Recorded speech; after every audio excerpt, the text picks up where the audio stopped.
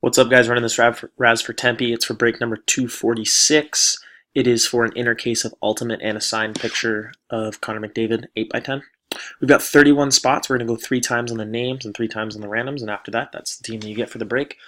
I'm going to scroll down, post live in the thread. This was posted at 2:17. It is 2:17. We're going to go back over to the thread, copy the list of names. I've already copied the list of teams over. We're going to do the names first, so copy the list of names, post it over. We're going 3 times. Good luck, everyone. 1, 2.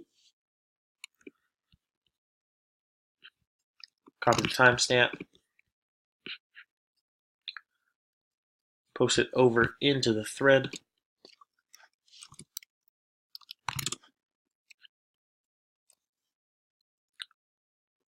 It was posted at 2:17. It is 2:18, just changed. There we go. Third and final. Good luck, everyone. All right. Copy that. Post it over into the thread.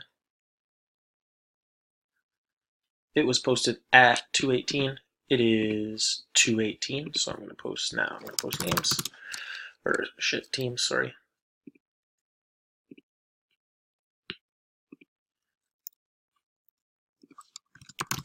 Teams.